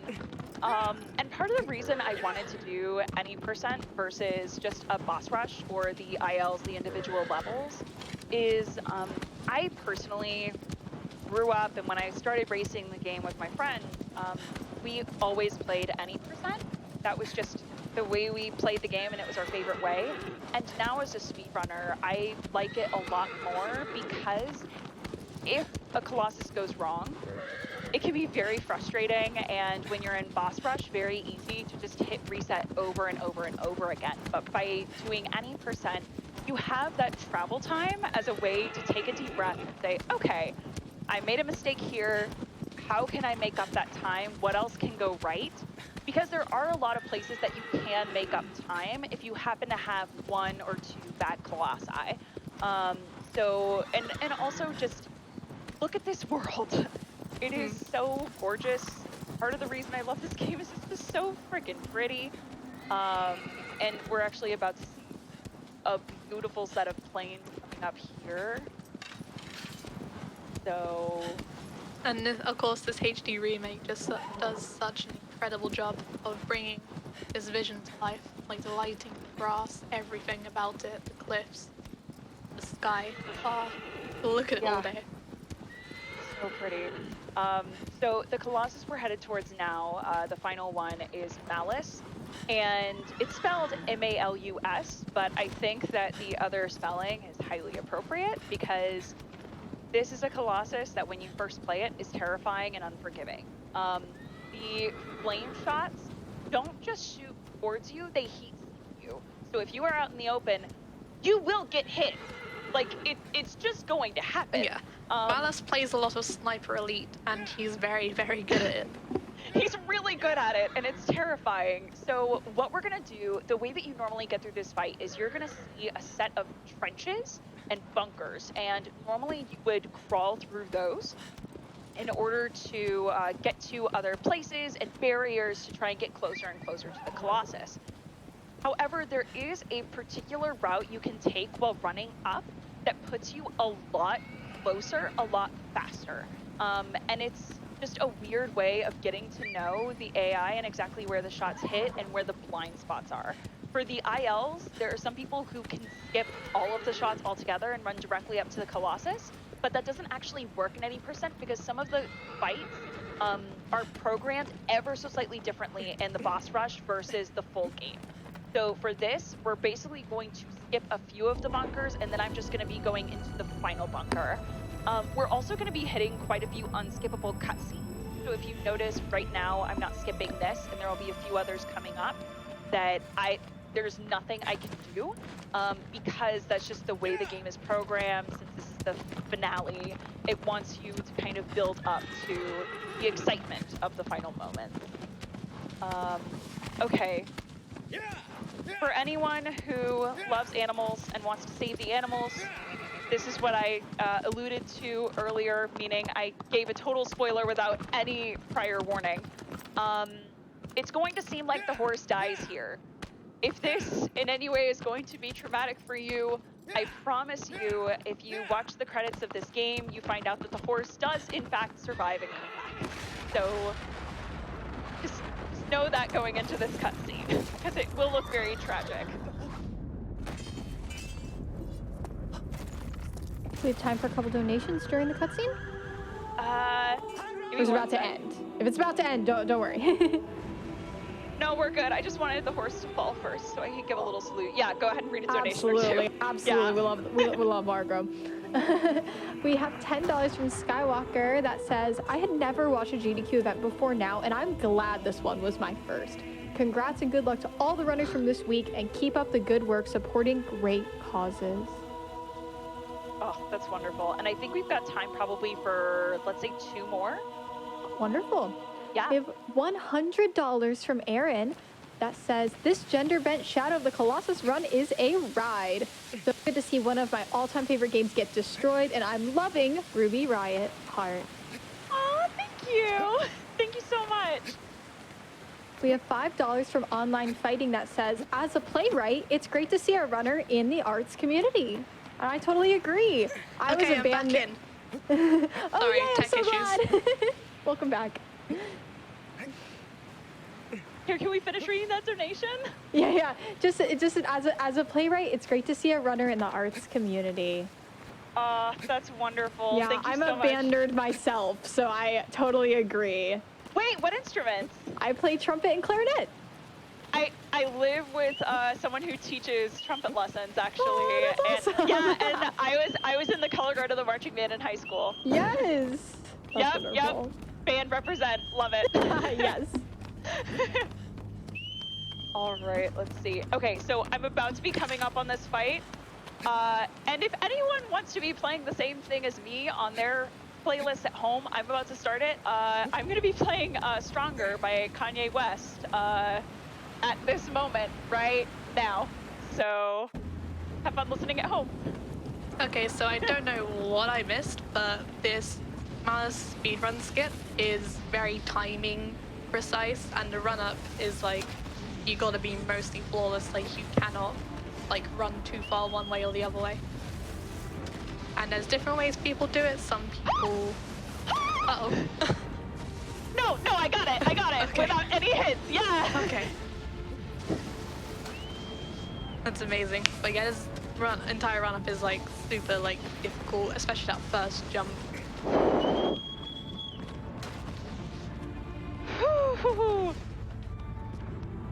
And there's a lot of super specific stuff, so feel free to go into this next part, Usurp, while the cutscene goes. Yes, so there's a lot of movement tech when it comes to Malice. So his entire body is a puzzle that you climb on. So whistling, changing weapons actually puts Wanda back into like the fastest run animation. And so Ruby's just gonna climb up, and usually in a casual strat, you climb up to his back, stab his back, then jump on the hand, then jump on the arm and the other hand, and that's way too complicated. So what Ruby's gonna do is they are going to get to a certain point on Malice's little dress, whatever floats your boat, Malice. Anyway, and they are going to shoot an arrow into the minor sigil in his arm, which you cannot see, by the way. So you have to kind of guess where to shoot the arrow, and then using physics, like that. Using physics, you just kind of jump from his arm onto his shoulder, and then pretty much got it. Okay, and... Oh! No! Oh, that's so sad! Okay, that's okay. You know what? I can recover this. That's no problem. We got it, we got it, we got it. As being the last Colossus, like, you are very likely to get memed on. Yeah, so one unfortunate thing that happened there is if you get just a little too far to the right when making that jump, you'll actually get hit by that shoulder of flame that Malice has. And I think I was just a little too far over. So we're gonna try this jump one more time. And this time it's gonna go flawlessly and be great. There we go, perfect. Awesome. Amazing, that's what I wanna see. Okay. And Malice has only one sigil on his head. But again, we're going to use a plant to not get shaken out. So by facing directly down and stabbing repeatedly, Ruby shouldn't get shaken off. As long as I don't get tic-tacked. Tic-tac. We say this very affectionately. One of the runners in the community is incredible at this game, but always has a notoriously bad time with this Colossus. And will have like a perfect run and then just something goes horribly, horribly wrong here. So the community started affectionately call it getting tic-tacked. But we had the one fall, otherwise it was flawless, so I'm still happy. Mm-hmm. Okay, amazing. And we are headed into the final section of the game. The time's gonna come up pretty soon. Yep, so I would say if we have last donations, we can probably get in a few more here. Absolutely. We have $25 from Maeve that says, this has been a great week of runs. Huge shout out to everyone who's made this possible. Amazing. We have $20 from Jean and Kelly with no comment, and $50 from Hendrik with no comment. Thank you so much to you all. Thank you so much, absolutely. And I think we have got time for, let's say, 2 more. All right. We have $50 from Ward C that says, great cause, wonderful runs all week, and now one of my favorite games. Happy to support Malala Fund, and thank you, runners. Thank you so much. And we have $50 from Cognos with no comment. Thank you for your generosity. All right, so this part, I'm sure that you're very curious why I am a shadow creature and how we got from point A to point B. You're just gonna have to play the game and find that out. Yep, I'm doing it. So this is a tradition in the community. We always blow fire out of Dorman's mouth because that is we rip how some we have clouds, Fate Nation for life. Gang gang. Yeah. So this is just a tradition that we have in the community.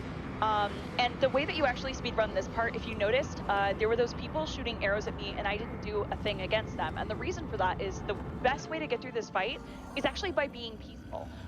Because if you try and attack them, they'll just keep attacking you. It's a whole thing, it's a whole to-do. If you let them escape, it gets to this final part a lot quicker. We can skip this final cutscene and we're about to hit time. So I'll let you know when that's coming up. It's gonna be right when I hit that pool. And Take a swing. Time. Awesome. What was that time? What did it come out to? I don't know. I can't see the stream. Oh no!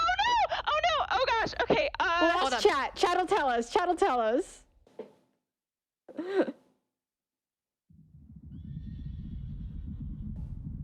Oh, amazing. PB! 137.37? PB? That's a PB! Oh my goodness. This was like 138. Oh my god! Oh my Let's goodness. go. Yo, let's pop off a Ruby. Everyone put GG's in chat. GG's, Yes. GG's. If you loved this Oh my run, goodness. This is incredible. that was amazing. Oh thank you so much. And again, thank you so much to everyone who donated. It really is an incredible cause, and being the first femme to run this game at a GDQ event, I am so honored and delighted.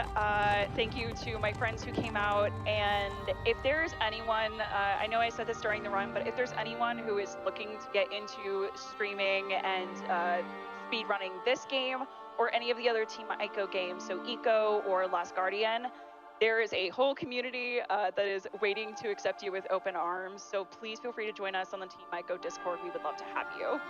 Yeah. Wow. This is just such a big oof. Oh my goodness.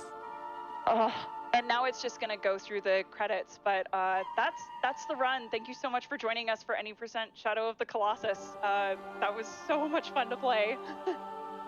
Yeah, it's been amazing to be here commentating too. Like, wow. Great opportunity.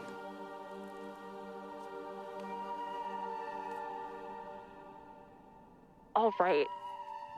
Flygon, is there anything else that we need to do? No, if that is all the shout outs that you both have, thank you so much for that incredible run and commentary. I think so. Thank you so much. Absolutely. If you enjoyed that run of Shadow of the Colossus by Ruby Riot, please go drop them a follow. You can see them. I'm sure you run this content on your stream. That was absolutely incredible. And again, G on the PB. Congratulations.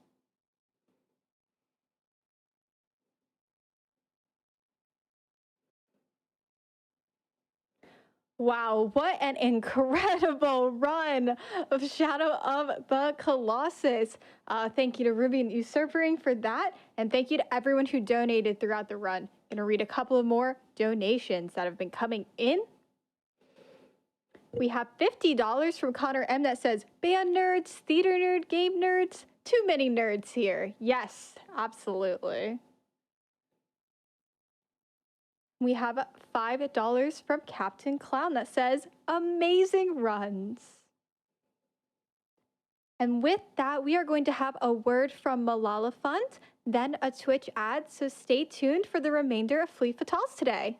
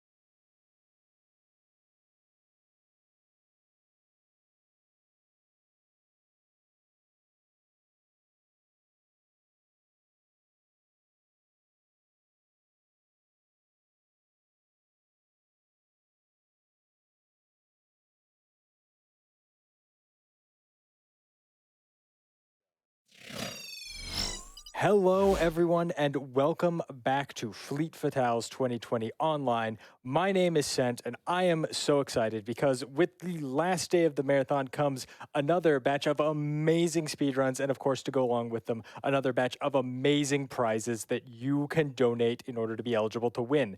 Now, the long and short of it, once again, is that a $25 minimum donation at any point today is going to get you entered into all of the cool prizes I'm going to show off right now. So keep that in mind, a $25 minimum donation. If you haven't donated at least $25 in one donation today, you really should go ahead and do so because there are so many cool prizes to talk about. Let's get started. Let's talk about some of them. So from Puzzle P, we have this absolutely beautiful heart container doodle painting. Again, it is a painting on a small block of wood. It's super cool. I love Puzzle P style. You can head over to gamesdonequick.com, check out the tracker for a more zoomed in picture on it. Puzzle P dots her art with all kinds of amazing little doodles that very much remind me of the kind of doodles you might put in a high school notebook, but just taken to an extremely artistic level, along with the centralized subject matter. In this case, Link's life meter being a little bit less than full. Absolutely beautiful. Super cool. I believe it's a $10 minimum donation, but again, remember, $25 minimum donation is going to get you entered into everything that I'm talking about right now. Now, from our friends over at Studio Pen Pen, we have a couple of amazing prints. First off, we have this print of Samus here at the end of a 100% playthrough. Samus has all of the E-tanks. She's got the missiles, the supers, the power bombs, the grapple beam, the visors, everything you need to beat Super Metroid here. It's a super cool print in Studio Pen Pen's signature watercolor style. Big fan of it. Also, from Studio Pen Pen, in a more digital style, we have world maps of both the World of Balance and the World of Ruin from Final Fantasy VI. Super cool print set. They come together. I believe together they are a $10 minimum donation. But again, you can check the tracker for that, and a $25 minimum donation is going to get you into everything I'm talking about. They're super cool. Final Fantasy VI, amazing game. These prints, amazing prints. To continue all of the amazing stuff we have from Studio Pen Pen, we have this beautiful print of the title screen from The Legend of Zelda: A Link to the Past. Just like the scrolling title screen from the game, it looks amazing. It's so evocative of classic Zelda. I am a huge fan of it, and thank you so much to Studio Pen Pen for all of the support this event. All of these prizes are amazing. Now, I have a couple of smaller prizes that I'm definitely going to have to bring up to the camera to get a better view of later. But from Bubble Mountain, we have this absolutely beautiful Ridley pin. And you can even see it this far away, the striking image of Ridley just jumping out of the Ceres station. Looks so cool. I will definitely make sure to bring that up to the camera a little bit later to give you a better view of them. As well as from Pringles, we have, we have 4 different acrylic Samus keychains. We have the Gravity suit, the Zero suit, the Varia suit, and Dark Samus. And the cool thing about these keychains is they're actually glow in the dark. So all of the kind of luminescent white parts on them will glow in the dark. Definitely not going to be able to show that off right now under some pretty heavy lights here, but they are super cool, and a huge thank you to Pringle for sending those out to us. Now we have even more amazing prizes to talk about. From our friends over at GOG.com, we have, I believe, about 10 different GOG.com keys for a bunch of games that were in this marathon. They're bundled all together as a single prize that you can win. Bunch of super cool games. Again, GOG means, region-free, DRM-free. You can just download and play them. It's super cool. Huge shout-outs to GOG for sending those out to us. So much respect for them. And from our friends over at Epos, we have this absolutely beautiful Epos 670 Gaming Series wireless headset. It's a super cool wireless headset. It's got low latency technology. It's got in-ear cup audio controls so that you can mute and lower the volume as needed. It's got a great software suite with plenty of customization options. It's got those big ear cups, so they're super comfortable to wear. $25 minimum donation, I believe, for this headset. $25 minimum donation, of course, going to get you into all of the individual prizes I'm talking about right now.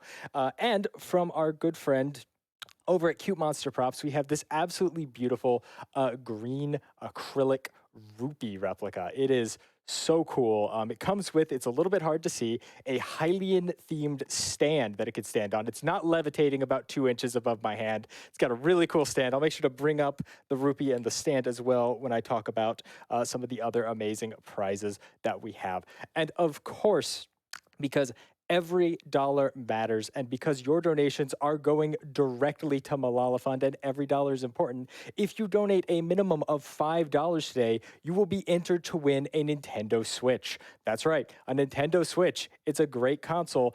$5 minimum donation, you could win one. And of course, we cannot talk about prizes. We just cannot talk about prizes without talking about our grand prize. It's so cool. It is a piece of synthetic alexandrite cut into the shape of a Triforce. It's just absolutely beautiful. Let me play a small video right down here. You can kind of see it rotating around. You can take a look at the Triforce. I'm going to bring up a few prizes to show off in front of the camera so you can get a better view of them, hopefully a better view under the lights here. Just got to get a handle on all of them. A lot of things to grasp. So as mentioned earlier, from Bubble Mountain, we do have this absolutely beautiful Ridley pin. Yeah, there we go. It's so striking. A little bit hard to see under the lighting there. Gonna have to adjust the focus again. Sorry about that. Make it do with what we have. There we go. You can just look at the image of it is so cool. It's Ridley bursting out of Ceres Station. Super cool pin. Thank you, Bubble Mountain. And again, from Pringle, we have not one, but 4 of these amazing glow-in-the-dark Samus keychains. So, yep, here we go. Working by echolocation right now with the screen. But there we go. We can see the Various Suit and Dark Samus. Gravity Suit, sorry, and Dark Samus, as well as the Zero Suit and the Various Suit there. Gotta kind of tilt them up so that we get the light on them. You can see them. Absolutely beautiful. And of course, our grand prize, it is a piece of synthetic alexandrite cut into the shape of the Triforce. If you have not made a donation this event, a $100 donation is going to get you into everything I talked about and this grand prize. Otherwise, it is a $100 cumulative donation throughout the marathon to be eligible to win this. You can see on your screen here, it's actually a very vibrant pinkish red, whereas in the video down there, it is a much darker bluish purple. That's because alexandrite has a really cool property where it changes colors under different light sources. Under, a natural white light, as you can see in the video, it's a very dark blue, but under the incandescent lights of the studio, it turns very vibrantly red. Super cool prize. Again, $100 cumulatively throughout the event. So if you have not donated, today is the time to do it. There are so many great prizes. You could win them. Again, a $5 minimum donation at any point today is going to get you entered into a Nintendo Switch. $25 is going to get you entered into all of those unique prizes I just showed off, and $100 cumulatively throughout the event is going to get you entered into our amazing grand prize. Thank you so much to Ryan56K for sending us that piece of alexandrite. And thank you all so much for all of the support you've shown this event so far. But of course, it's not nearly over yet. There are so many great runs left in the marathon. So let's send it back up to the front as we get ready for another speedrunning classic in Super Metroid.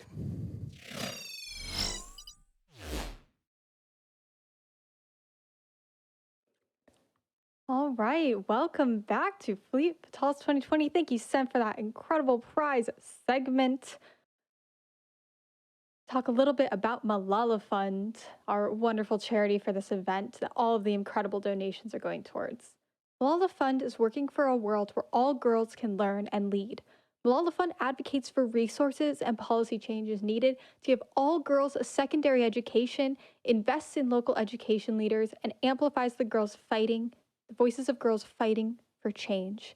So thank you to all of you who are helping making the Malala Fund, making your donations towards Malala Fund. It is incredibly appreciated. And of course, with Super Metroid coming up, a little of an update on the incentive on the bid war to save or kill the animals. Currently, save is ahead at $6,504, with kill at $2,605. Where do you stand on the age-old debate? Get your donations in.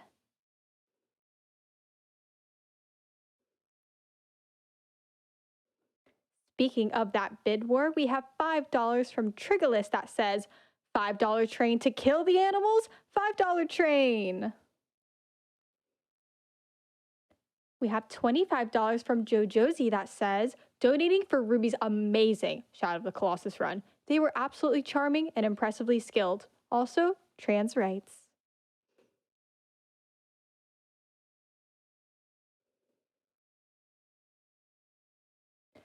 We have $25 from Kate Lib C that says, so happy to have been able to help out with Frame Fatales this past week. Congratulations to all the runners who put on such an excellent show. Thank you so much, Kate.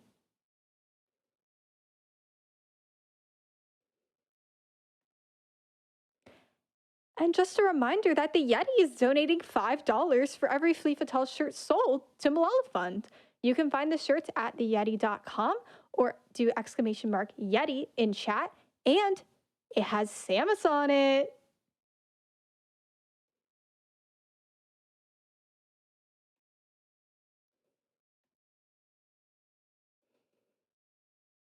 We have $5 from Alex that says, love to you all.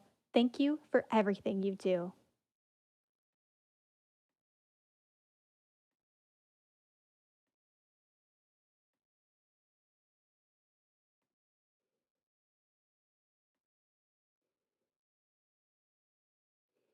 We have $10 from Jason Burnett that says, this run has been so good, and that wild Argo ride is nuts. Proud of you, friend. Ruby, you rule. Jason and Lindsay.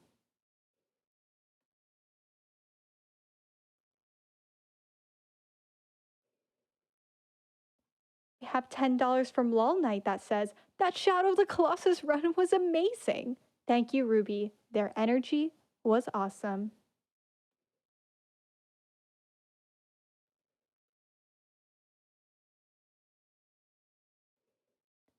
We have a $25 donation from Durek.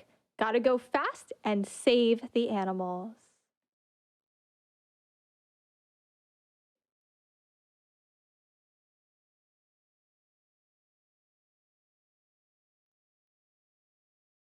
With $25 from Cux Tenma that says, it's finally time for Super Metroid! Let's save those animals while we save education.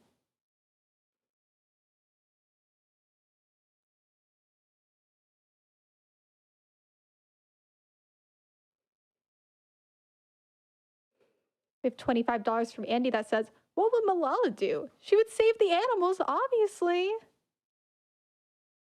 I love hearing all the answer to the age-old debate of save or kill the animals. We have $15 from Miriam that says, good luck on the run.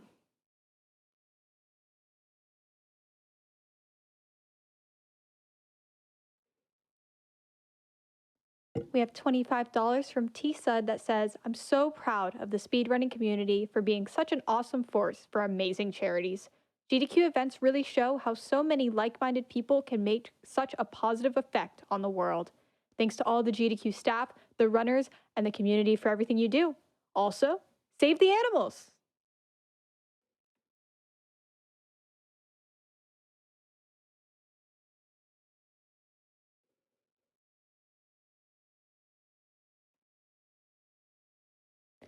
And with that, we have reached a cumulative total of $70,000 for Malala Fund. Thank you so much to everyone who has made this happen.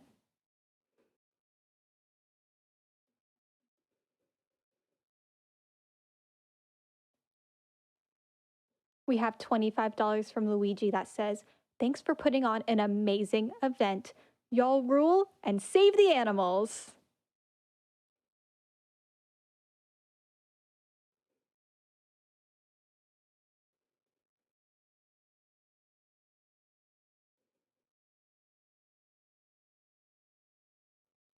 We have $25 from Tyler Corsair that says, Metroid is one of my partner's favorite games, so we're excited to watch this together. Here's to a good run and to Malala Fund.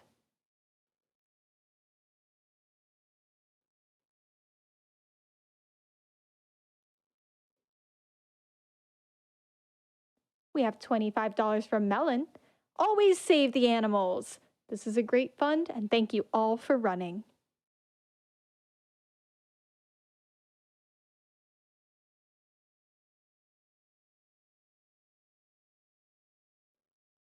We have $100 from JT that says, thanks so much for the great entertainment this week, and great job to everyone involved.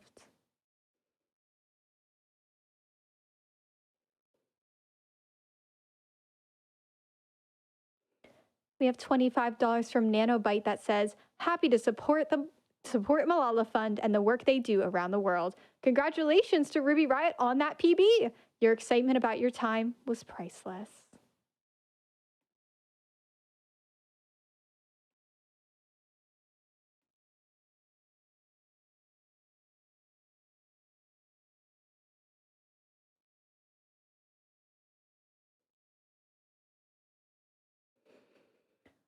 All right, thank you again to everyone who has been here in chat and donating. This is my final host shift of the marathon. I've been frozenflygone, and it's been an honor to be here, and I'm so excited to introduce our next host, Nicole. Good night. I am Nicole Goodnight, and I will be your host for the rest of this amazing event. It's so good to see you all, and I hope you all are doing absolutely amazing.